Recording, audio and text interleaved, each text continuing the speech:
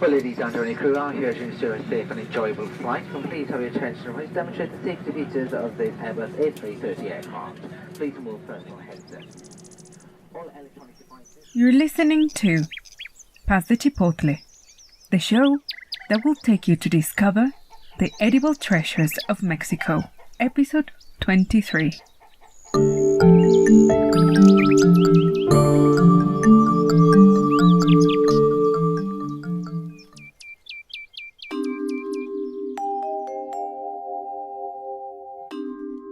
Welcome to this episode of Past the Chipotle, the audible companion of SABOR. This is Mexican Food, a digital magazine dedicated to exploring the markets, streets, recipes and traditions that made Mexico an edible paradise.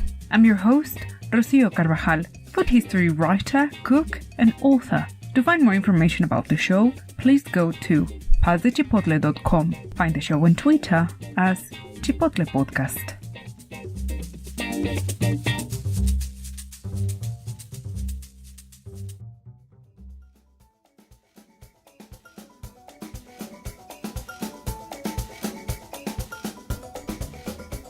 Hello and welcome back to the show, now from its current location in Puebla, Mexico, where summer is relentlessly announcing itself and making the case for iced lollies and chilled drinks.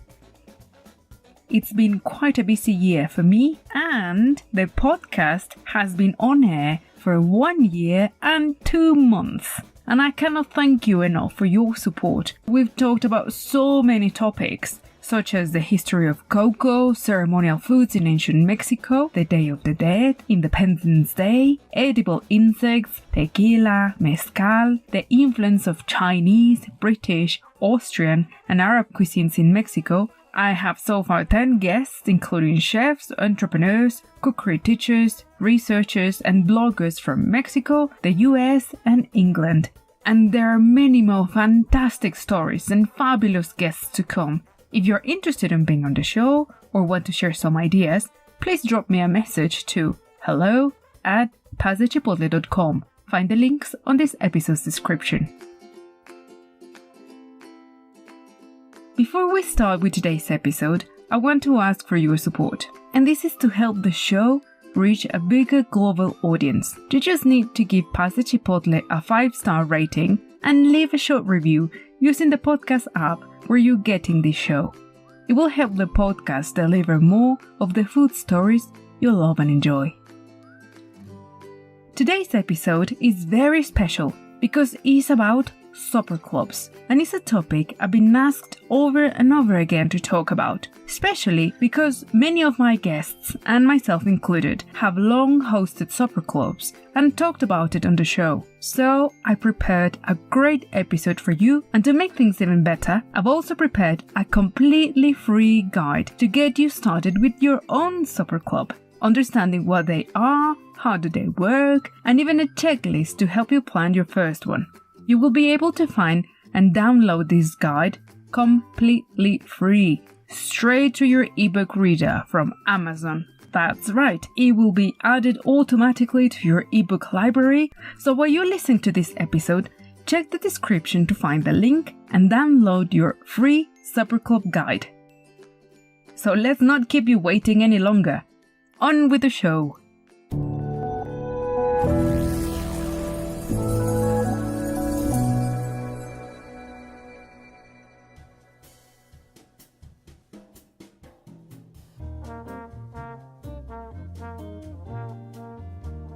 Many of you have heard your friends or seen people on social media raving about supper clubs. You see photos of dreamy venues and beautifully laid tables and stunning strings of neatly plated dishes.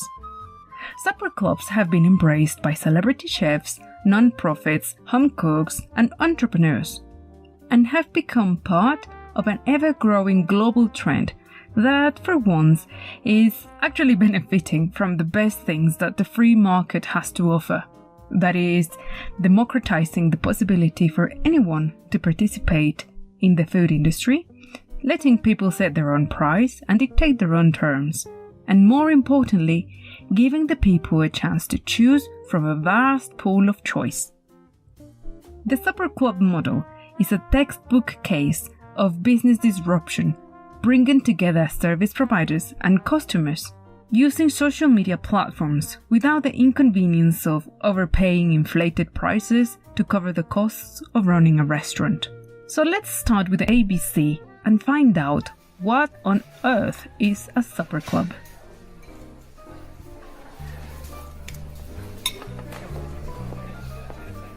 There is not much new to the idea of paying people to feed us, but the reasons why we choose to have someone else cook for us are many, and they determine what, when, and how we are willing to pay for it, and we know exactly what to expect in return. SABOR Clubs are what you get if you strip off the business model of a restaurant. Ask yourself this: what are you actually paying for when you go out to eat? Running a restaurant is really expensive because behind the prices on every menu's item are the added costs of staff payroll, gas and electricity bills, taxes, licensing, laundry, insurance, rent, training, uniforms, maintenance, marketing, and of course the actual cost of the ingredients of the food they serve. In short, only a small percentage of your bill is actually covering the cost of the food you just ate. Shocking, right? So, what if you take out all the fixed costs of running a brick-and-mortar restaurant? What do you get? Well, in essence, you get cooks and the great food they make. After all, the origins of the catering industry is really someone with cooking skills willing to offer his or her services to people willing to pay for the privilege of being fed. SABOR Clubs extract the value proposition of the typical restaurant business model, and they build upon it. So what you get is memorable eating or dining experiences at a profitable cost that maximizes the quality of the food offered and gives you a personalized service that keeps customers willing to pay for it time and time again. As it turns out, not only trained chefs can be amazing cooks. For every culinary school graduate, there's literally thousands and thousands of equally passionate and hugely talented self-taught and traditional cooks in the world that have found in the SABOR Club model a perfect opportunity to enter the food industry in a low-risk approach, cutting off the obstacle of owning a restaurant and use their means available to offer theme-based dining experiences to guests that will come to their home or a venue and enjoy a great night in a friendly and relaxed environment, with the added value of personal care and attention of the cook to each and every one of the guests. Did you notice that I use the word guest and not customer? Well, there is a good reason behind it. So let's find out how SABOR Clubs evolved. There is a lot of debate as to where to pin down the actual origins of the modern SABOR Clubs. While some say that they have existed since Roman times, when thanks to word of mouth, travelers shared the knowledge about private homes who will take in guests and feed them for a price. But let's fast forward more than 1,000 years, and it turns out that it was around 2008 when the so-called underground or hidden restaurants began making the news. They didn't have a defined name, there was no articulated marketing platform, and it was really mainly through word of mouth that people came to know about such dining experiences. Urban legend has it that it was a handful of Latin American immigrants in London who, after constant praise from their friends and family, they decided to promote a dinner party-like event. And they offered menus with classic traditional dishes from their homelands. They prepared their own dining room and welcomed a few guests and charged a reasonable fee in exchange for a soirée of unapologetically delicious food and the extra fun to get acquainted with strangers that, by the end of the evening, they ended up as friends. Fast forward a few years again, and in came the boom of social media. enabling us to instantly share with millions what a good idea these so-called underground restaurants were. And in no time, the offer of such experiences spiked, presenting all sorts of cuisines, themes, and unorthodox venues such as rooftops, terraces, barns, al fresco seating, you name it. And before you know it, the name Supper Club was coined, which resonates more with the actual nature of the events. As they are not regular, they remain intimate and are subject to menu changes. They can be flexible and can adapt to cater for special requirements and dietary needs. And they also became more and more niche. And each cook is not only free, but even expected to have a signature style or brand to his or her menus, ambience, location, and overall experience. It was in London, England, where supper clubs first became significantly popular and rapidly embraced as a trendy favorite of the middle class. And there's many reasons to explain why that happened. And that is because in a supper club you can experience world foods without traveling, meeting in person with experienced traditional and home cooks that will walk you through their national cuisine through hand-picked and delicious dishes. You will meet like-minded people that broadly share the same values, at least when it comes to favoring authenticity, supporting local entrepreneurs, and having an open mind and positive attitude towards cultural exchange. Are you following me? We'll return with the second part of this episode after the break.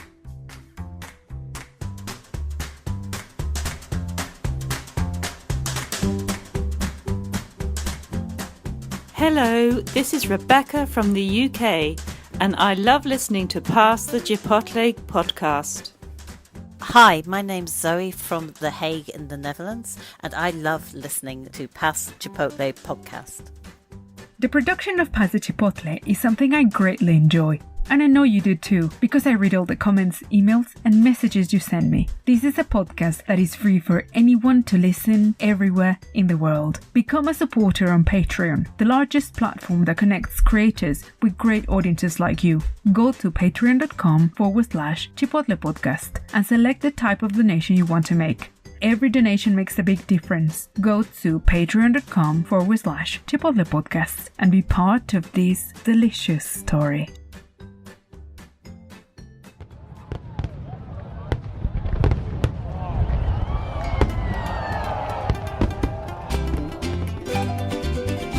Mexico's grand fiestas are a unique way to remember and joyously celebrate our history, cultural diversity, and ancestral traditions, from the patriotic occasions like Independence Day and the anniversary of the Mexican Revolution, Christmas, to Dia de la Candelaria and the world-famous Day of the Dead. These iconic celebrations bring together new and exciting traditions, from the spiritual to the joyous, always welcoming locals and strangers in rewarding and soulful celebrations of life.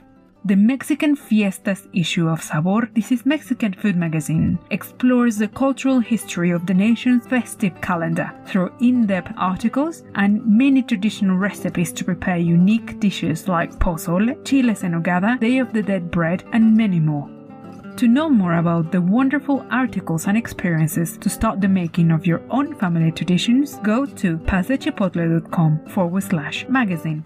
And get ready to cook, learn, and enjoy Mexican food like you've never imagined.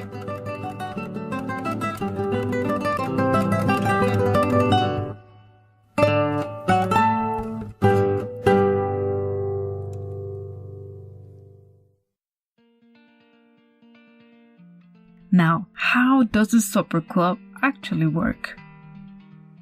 The main difference to owning a food truck, having a food stall, or selling takeaways is that supper clubs are about selling a dining experience. Think dinner party, but with paying guests. Although every supper club host has their own particular workflow, let me share with you how I run mine. And this is pretty much the best workflow I've come up with, and also how supper clubs in general work. First, you have to choose the venue for your event and the right number of guests you'll be able to sit comfortably. and choose one or several dates to offer that experience. Next, you set a booking and payment method. You decide what kind of food you will offer with dishes you are confident cooking. After that, you make a budget according to your menu's ingredients and include all the expenses you'll have to make, such as transport, gas, electricity, decoration, printed welcome cards, etc. And sometimes an extra pair of hands if necessary. Then you set a price for your event. Have a marketing strategy in place.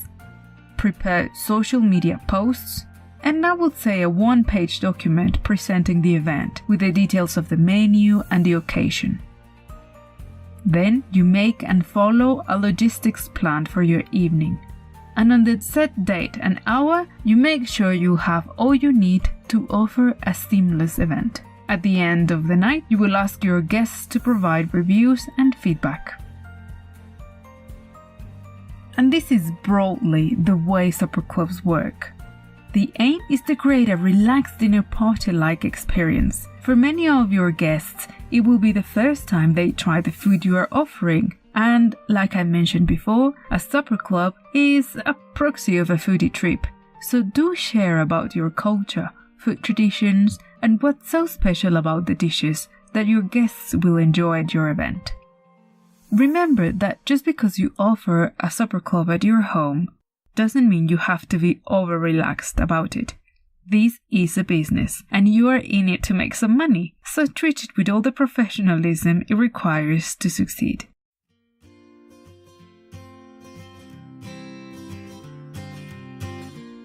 Now, let me share some advice with you. Even when I pride myself of being very organized, I've learned a few lessons along the way. So pay attention to these aspects, and I assure you, it will save you time, money, and more importantly, it will avoid stressing out for nothing. Here we go.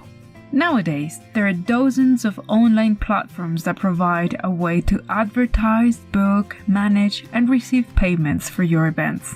Some are Eat With, Eventbrite, Biletto, Design My Night, and Meetup, to mention some.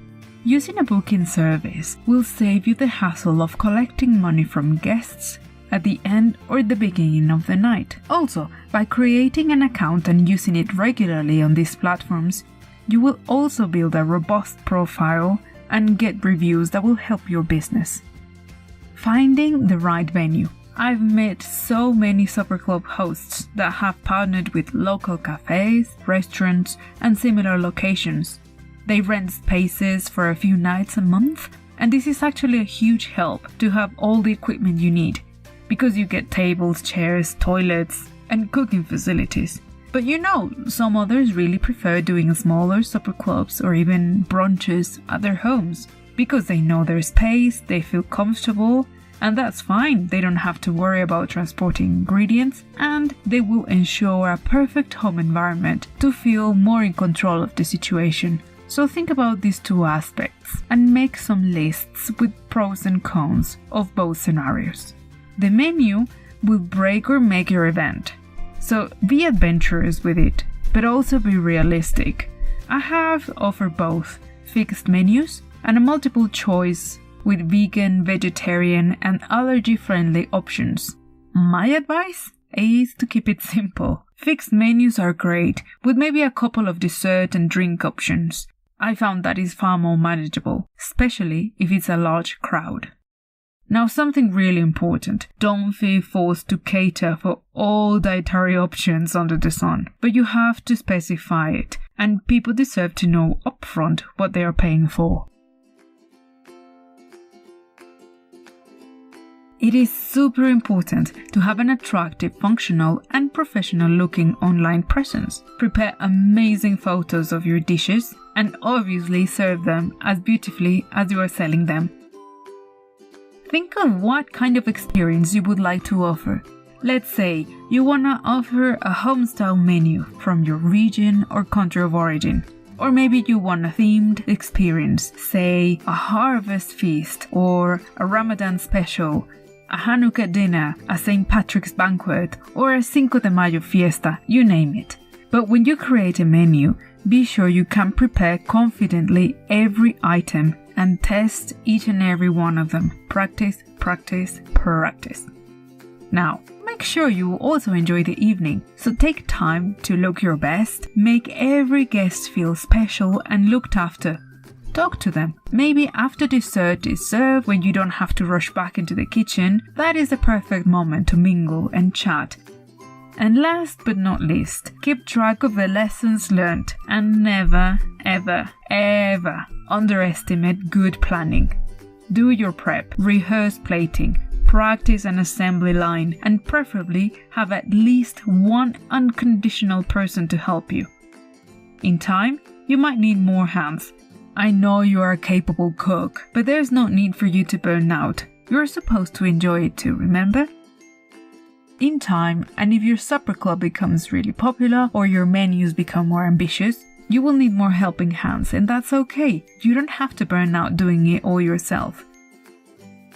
Remember to check this episode's description and download your completely free guide to supper clubs. So go get it, because there's all the essentials you need to prepare and run your own supper clubs, the legal aspects to consider, extra tips and tricks that will put you on the fast track of becoming a food entrepreneur.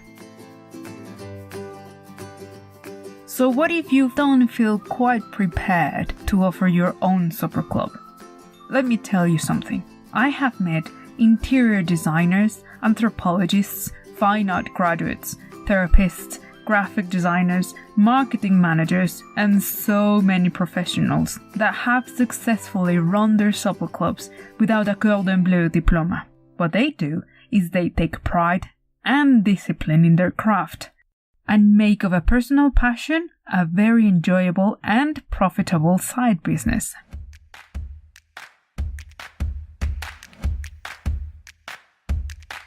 And now some legal aspects to consider for your supper club. In some countries, like in Britain, you need a license to operate.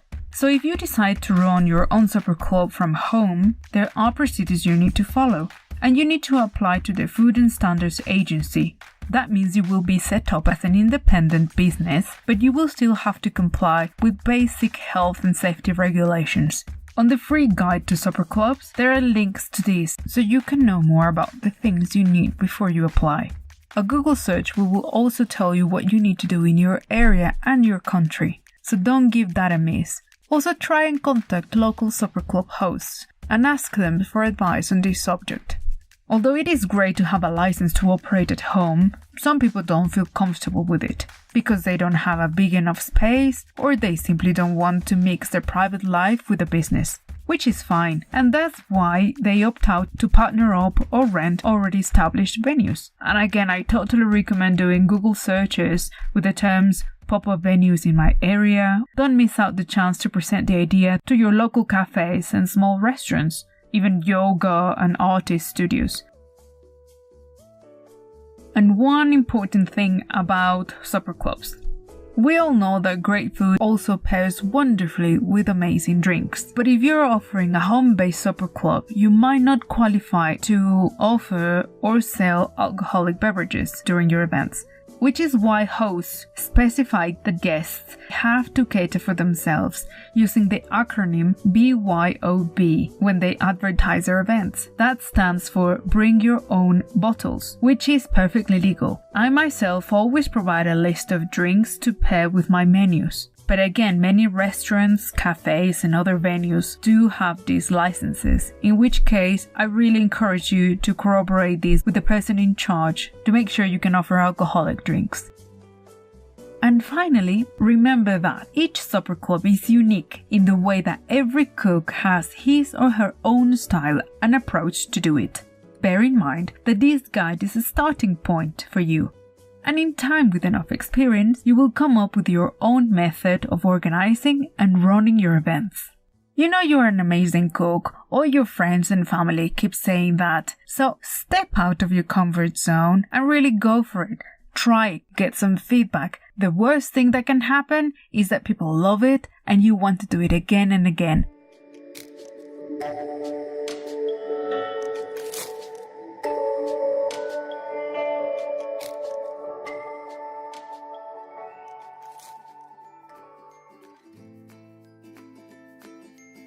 hope you have enjoyed this special episode of Pasta Chipotle, and although it's not really specifically about Mexican food, I really thought it would be useful for you because you, my listeners, have all sorts of activities and all sorts of business ideas, and I thought it would be great to share with you something I do, I enjoy, and many of my guests also do and enjoy. So download my guide, research, practice, go and visit supper clubs in your area, enjoy them, learn from them, ask the cooks for some ideas, and then start your own. Make great things happen. Look for the link in this episode description and download your free supper club guide with tips, advice, resources, and all you need to get you started with your own food business. Find it on Amazon and enjoy it in all your mobile devices. Maybe this is the little push you need to get you started on your own path. And let me know how it's working out for you. Thank you for listening. Past the Chipotle podcast is produced and presented by me, Rocio Carvajal. To know more about this show, go to pastthechipotle.com. If you haven't subscribed yet to my newsletter, you can find the link to do so on this episode description, and you will also get a nice welcome gift. Also, in my newsletter there is a new section where I personally review books about food and culinary history that I know you will enjoy. So go sign up and get the updates, discounts, and awesome titles to add to your collection. The next episode will be about the great Mexican markets, their wonderful past and vibrant present. To find more information about this project, please go to pastthechipotle.com. The show is also available on YouTube. From the very first episode, find the channel as Past the Chipotle Podcast. Well, that's it for this week, my friends. Until the next time.